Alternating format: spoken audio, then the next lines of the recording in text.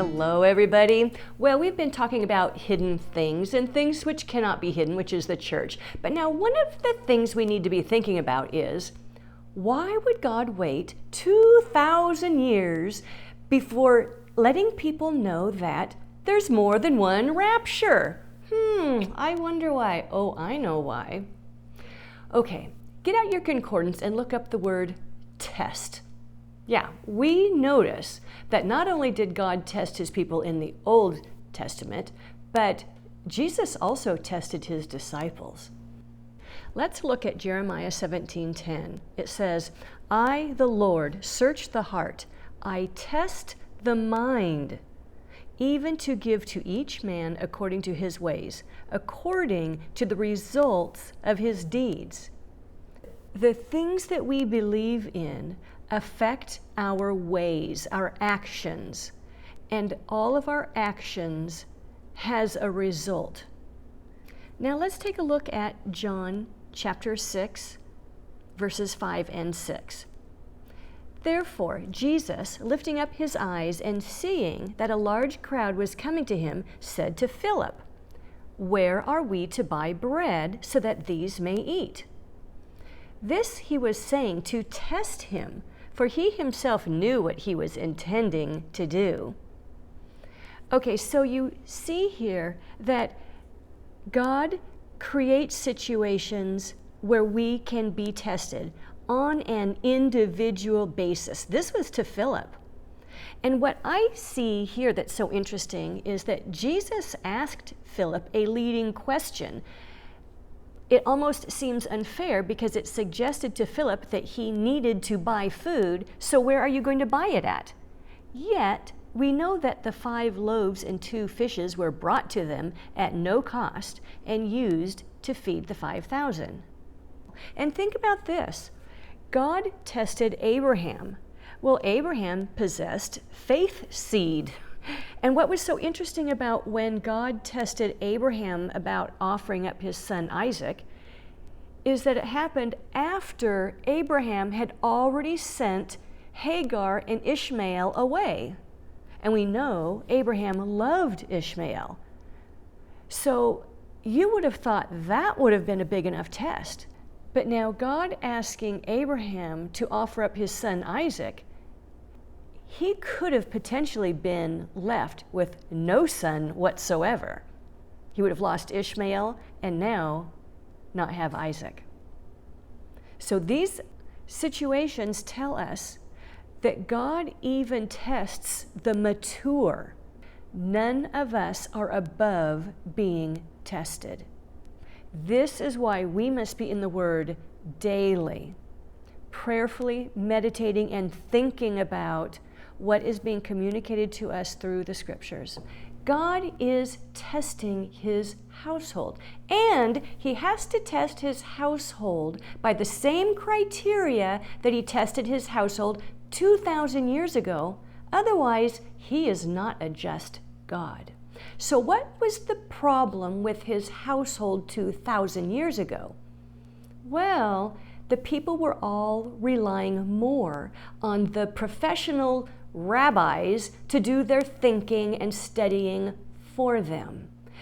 They were trapped in traditions that were like blinders that became stumbling blocks to them, and they couldn't see the truth that John the Baptist and Jesus and the Apostle Paul and all the apostles were bringing to them. God has to test his household. Well, here we are in the church age 2,000 years in, and God is about to do something significant. 2,000 years ago, the significant thing was that he was going to allow his son to be crucified on the cross, so they needed to be tested right before that event. Well, we've got a pre-trib rapture coming up, and God is judging his household, and he has to use the same criteria. Are you going to rely on the professional clergy to do all your studying and all your thinking for you? Are you going to discern what is a man-made tradition, what is part of our culture, and what is actually the truth written of in the Word of God? Yeah, we are being tested. All of us are. I was being tested. I used to teach there was only one rapture. I used to teach prophecy very vaguely, like my pastor taught me, like my Sunday school teachers taught me. But I began seeing something different. And I was like a fish swimming upstream. I had nobody to talk to about it because people would look at me like I had 3 heads. And I know many of you have experienced the very same thing. We are all being tested. This is why God, here at the very end of the church age, He decided to pull back the veil, tear open the curtain, and let us see that there are multiple raptures, that there is a difference between the bride and the church. We have been discovering so many truths once we received the key that there is a pre-trib rapture of the bride, a mid-trib rapture of the church, and a pre-wrath rapture of the wheat that's taken to the barn who remain in their mortal bodies.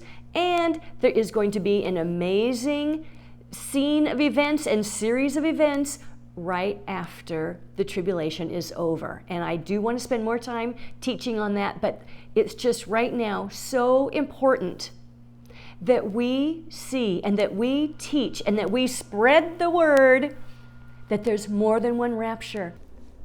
I'm thinking it was a brilliant plan on the part of God to wait until the end to reveal the multiple raptures and use that to test His household.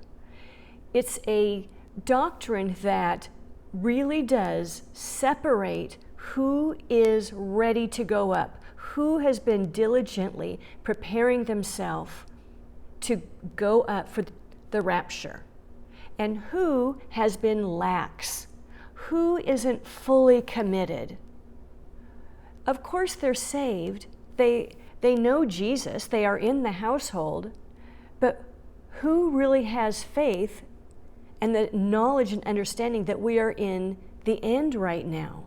Who is awake and alert enough and noticing the whole world is changing, that the beast system has been installed and is being built up very quickly? It's only the first fruits harvest that's going up pre-trib. It's a very small harvest. First fruits, they are the first to mature. The main harvest is at mid-trib. They get the day counts. They're going to have the date of that rapture.